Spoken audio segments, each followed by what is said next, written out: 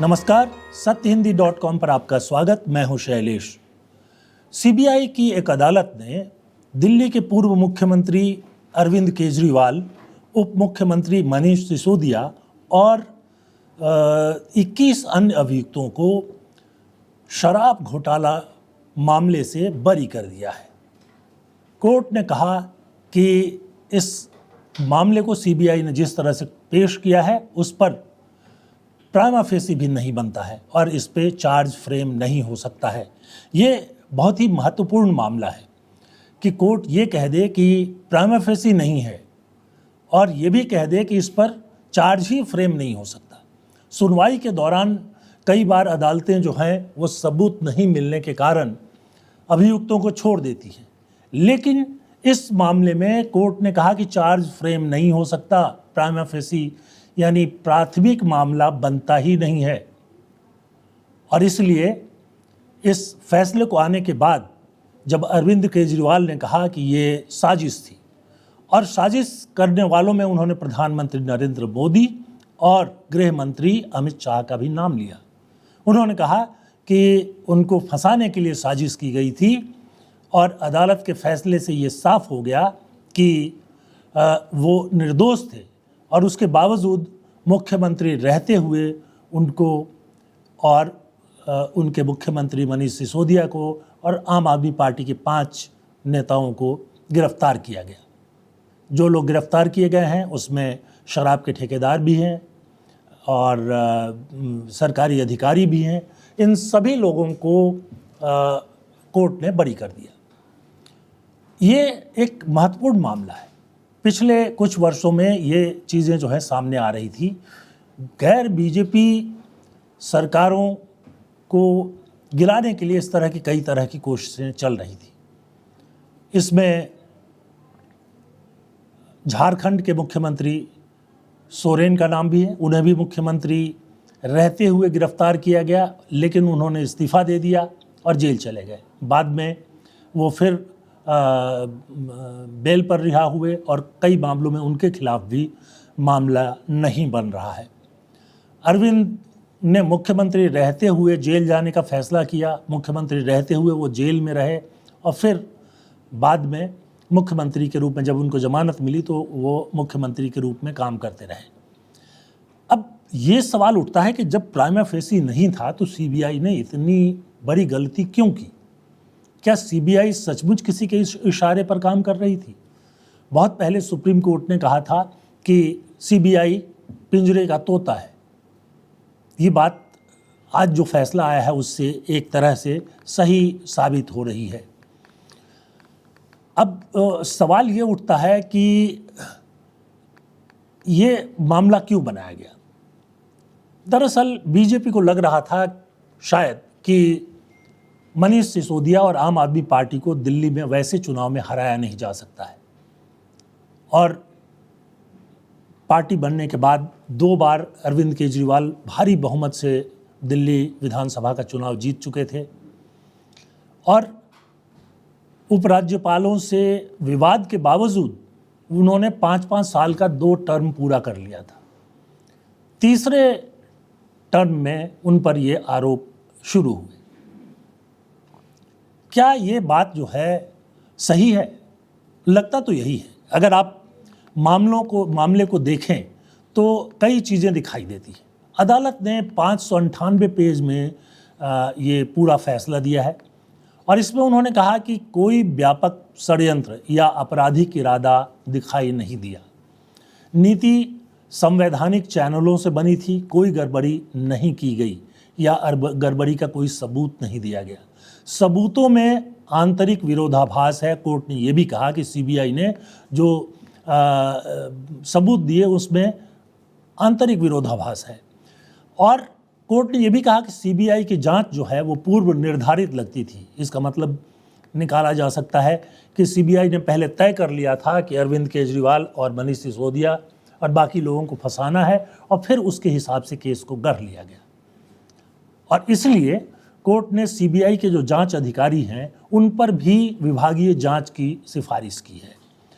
अब देखते हैं कि सीबीआई का क्या आरोप था। सीबीआई ने 2021 और 22 में दिल्ली की जो नई एक्साइज पॉलिसी आई थी उसमें साजिश का आरोप लगाया था। उसमें कहा गया था कि नीति को जानबूझकर ऐसे बनाया गया कि कुछ लाइसेंस धारक जो हैं, जो खास तौर पे साउथ ग्रुप से जुड़े थे, उनको फ़ायदा हो सके। L1 यानी थोक शराब का लाइसेंस देने में गड़बड़ी की गई, एक कार्टेल बना दिया गया जिससे सरकार को 140 करोड़ रुपए से ज़्यादा का नुकसान किया हुआ। कहीं कहीं पर ये 580 करोड़ भी बताया गया है। और जो एक ऑडिट जांच जो है वो कहता है कि 2000 करोड़ से ज़्यादा का घोटाला हुआ। हालांकि कोर्ट ने इस बात को माना ही नहीं। कोर्ट जो सीबीआई ने मामला दायर किया था उसमें कहा था कि ये पूरा जो घोटाला था उसके किंग पिन या सूत्रधार अरविंद केजरीवाल थे और मनीष सिसोदिया जो आबकारी मंत्री थे उनकी देखरेख में नीति को बनाया गया। सीबीआई ने कहा कि उनको किकबैक मिला और किकबैक की बात जो कुछ वादा माफ गवाह थे, यानी पहले जो अभियुक्त बनाए गए थे उनमें कुछ लोगों ने सीबीआई के पक्ष में गवाही देने का फैसला किया। उन्होंने कुछ बताया भी था, जैसे उन्होंने बताया था कि गोवा के चुनाव के लिए वो पैसे लेकर गए और वहाँ कुछ लोगों को दिया था। हालांकि ये बात भी साबित नहीं हो सकी। इसमें यह कहा गया था कि विजय नायर जो है वो मध्यस्थ थे और ये साजिश जो है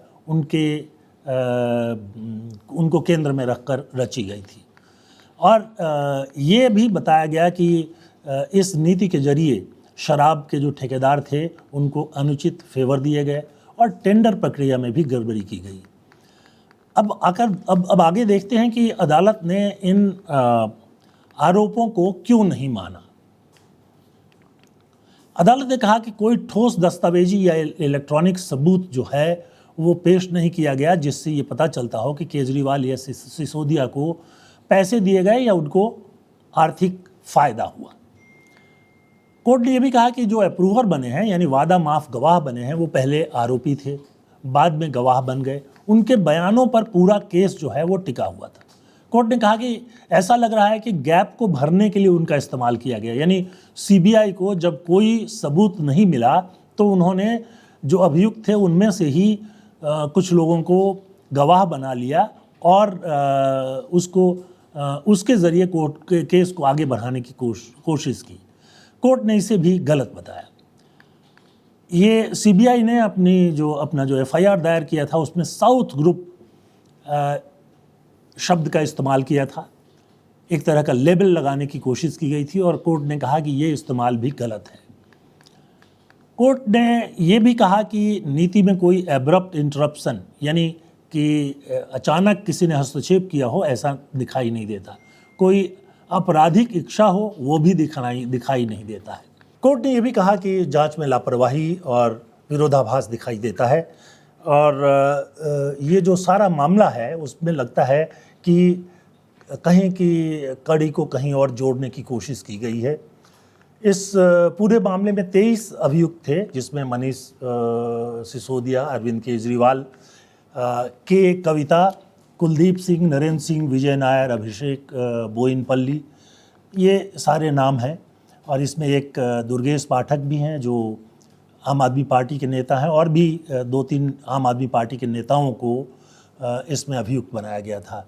अब देखते हैं कि ये अप्रूवर कौन थे जिन लोगों को सीआरपीसी की धारा 306 के तहत अप्रूवर बनाया गया था, यानी आप अरविंद और सिसोदिया और बाकी लोगों के खिलाफ गवाही दो तो आपको मुक्त किया जा सकता है या आपकी सज़ा कम हो सकती है। तो ये लोग जो थे उनमें सबसे ऊपर नाम था दिनेश अरोड़ा का, जो दिल्ली के एक बिजनेसमैन है और इनकी तरफ से ये कहा गया था कि पैसा पहुंचाने का काम इन्होंने किया था। एक राघव मगुंता रेड्डी ये भी थे, ये वाईएसआर कांग्रेस के जो एक सांसद हैं उनके बेटे हैं। और शरत रेड्डी ये हैदराबाद के बिजनेस हैं और अरबिंदो फार्मा से जुड़े हुए हैं। इन लोगों को अप्रूवर बनाया गया, लेकिन कोर्ट ने कहा कि ऐसा लगता है कि इनका इस्तेमाल किया गया है और अप्रूवर के जो बयान थे उस पर भी सीबीआई को फटकार लगाई और उन्होंने कहा कि ऐसा लगता है कि चूँकि सीबीआई के पास कोई सबूत नहीं था, कोई ठोस सबूत नहीं था और उनके पास ठोस गवाह भी नहीं थे, इसलिए गैप फिलिंग के लिए, यानी जो जगह बची हुई थी उसको भरने के लिए इनका इस्तेमाल किया गया। अब ये जो फैसला है इसको दिल्ली हाई कोर्ट में सीबीआई ने चुनौती दे दी है, इसलिए मामला तो अभी चलेगा। लेकिन जिस तरह से कोर्ट ने फैसला दिया है उसको देखते हुए ये लगता है कि जो अभी की जो सरकार है, जो और ख़ास तौर पे प्रधानमंत्री नरेंद्र मोदी और गृह मंत्री अमित शाह पर जो ये आरोप लगता है कि विपक्षी मुख्यमंत्रियों को, विपक्षी सरकारों को जिन किसी राज्य में हैं उनको परेशान करने की कोशिश की जाती है। इसमें झारखंड के मुख्यमंत्री हेमंत सोरेन, उन्हें भी मुख्यमंत्री रहते हुए गिरफ्तार किया गया, लेकिन उन्होंने इस्तीफ़ा दे दिया और जेल चले गए। अरविंद केजरीवाल ने जेल जाने पर भी इस्तीफ़ा नहीं दिया था और बाद में जब वो बेल पर छूट करके आए तो उन्होंने मुख्यमंत्री के रूप में काम जारी रखा, लेकिन उसके बाद जो विधानसभा का चुनाव हुआ उसमें उनकी पार्टी हार गई और बीजेपी को अच्छी खासी जीत मिल गई। अरविंद ने आज ये फैसला आने के बाद ये बहुत साफ कहा और ये कहा कि उनको चुनाव में हराने के लिए ये मामला बनाया गया था। उनकी आंखों में आंसू थे और उन्होंने कहा कि ये एक बहुत बड़ी साजिश थी और ये साजिश करके उनको चुनाव हरा दिया गया। उन्होंने चुनौती दी कि अगर आज बीजेपी में दम है तो वो विधानसभा का चुनाव करा ले, उनको 10 सीटें भी नहीं मिलेंगी। तो बहरहाल ये एक खास तरह की बात जो की जाती रही है वर्तमान सरकार के बारे में, उसकी उसका एक सबूत तो इसे माना जा सकता है। बंगाल की मुख्यमंत्री ममता बनर्जी को भी कई तरह से परेशान किया गया है, सीबीआई उसमें भी जुड़ी हुई है। तो क्या सचमुच सीबीआई जो है वो पिंजरे के तोते की तरह है जो अपने मालिक के आदेश पर बोलना शुरू करता है, या उसको काम करने की आज़ादी नहीं है? जो कोर्ट ने बताया है, यानी जो राउज एवेन्यू कोर्ट यानी सीबीआई के विशेष अदालत ने जो कहा है, उससे तो यही लगता है कि सीबीआई का मूल मकसद ये हो गया है कि किसी पॉलिटिशियन को पहले जेल भेज दो, मामला कुछ वर्षों तक चलता रहेगा और फिर उसके बाद जो फैसला होगा होगा, चाहे वो साबित हो या नहीं साबित हो, लेकिन एक आदमी का जो राजनीतिक करियर है उसको तो ख़त्म किया जा सकता है। यही कोशिश झारखंड में की गई थी, लेकिन झारखंड में हेमंत सोरेन जो है वो फिर जीत कर आए और फिर मुख्यमंत्री बने। ममता बनर्जी इससे संघर्ष कर रही हैं और भी कई मुख्यमंत्री जो भी विपक्ष के रहे वो इस तरह के आरोप लगाते रहे हैं। सीबीआई को एक स्वतंत्र और निष्पक्ष संस्था माना जाता है, लेकिन सीबीआई के दुरुपयोग की बात भी लंबे समय से की जाती है और राजनीतिक लोग इसका दुरुपयोग करते हैं। पहले जो दूसरे कई तरह के राजनीतिज्ञ थे उनके पर जो है इस तरह की कार्रवाई होती थी, फिर मुख्यमंत्रियों की बारी आ गई। जाहिर सी बात है कि ये एक गंभीर मामला है। पूर्व सरकार यानी डॉक्टर मनमोहन सिंह की सरकार के कई मंत्री भी जो हैं सीबीआई के घेरे में हैं, कई और मामलों की जांच सीबीआई को दी गई। वो सारा मामला जो है वो ऐसा लगता है कि जानबूझ करके तैयार किया गया है और उसके बारे में कोई ठोस सबूत सीबीआई के पास उपलब्ध नहीं है। अगर ठोस सबूत नहीं हो तो सीबीआई को इन मामलों को शुरू में ही छोड़ देना चाहिए। किसी को गिरफ्तार करके जेल में रखना और फिर बाद में सबूत नहीं दे पाना, ये बहुत ही दुर्भाग्यपूर्ण है। ख़ास तौर पे जब भी पुलिस या सीबीआई अदालत में जाती है तो एक मूल नीति जो है उसका पालन किया जाता है कि कम से कम प्रारंभिक रूप से सीबीआई के पास सबूत होने चाहिए या पुलिस के पास सबूत होने चाहिए। बहुत सारे मामले ऐसे सामने आ रहे हैं जिसमें पुलिस के मामले भी हैं और सीबीआई के मामले भी हैं कि लोग 10-10 साल जेल में रहते हैं, उन पर मुकदमे चलते हैं और उसके बाद उनको कोर्ट जो है बाइज्जत बरी कर देती है क्योंकि उनके खिलाफ कोई सबूत नहीं होता है। क्या ये स्थिति उचित है? क्या ये भारतीय लोकतंत्र के हित में है? क्या लोकतंत्र इससे कमज़ोर नहीं होता है? आपकी क्या राय है? कमेंट सेक्शन में आकर के हमें बताइए कि आप इस बारे में क्या सोचते हैं। एक अनुरोध और है कि हमारा जो चैनल है उसको सब्सक्राइब कीजिए, हमारे जो प्रोग्राम है उनको लाइक कीजिए और संभव हो तो सत्य हिंदी के सदस्य बनिए। सदस्यता अभियान के बारे में जानने के लिए आप हमारे वेबसाइट पर आइए, वहाँ एक बटन मिलेगा, उसको दबा करके आप सत्य हिंदी के सदस्य बन सकते हैं और आप हमारी सहायता भी कर सकते हैं। स्वतंत्र और निष्पक्ष पत्रकारिता को बचाने के लिए आपकी मदद की ज़रूरत हमें है और हम आपकी मदद से ही इतना लंबा सफ़र तय कर पा रहे हैं, क्योंकि कोई भी कॉरपोरेट या कोई भी सरकार हमारी मदद नहीं करती और ना ही हम उससे कोई मदद लेते हैं, और इसलिए हम सच को आपके सामने रख पाते हैं। तो आज के लिए बस इतना ही। बहुत बहुत धन्यवाद। नमस्कार।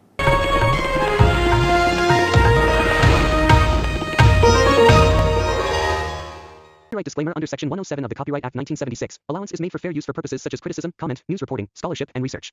Fair use is a use permitted by copyright statute that might otherwise be infringing.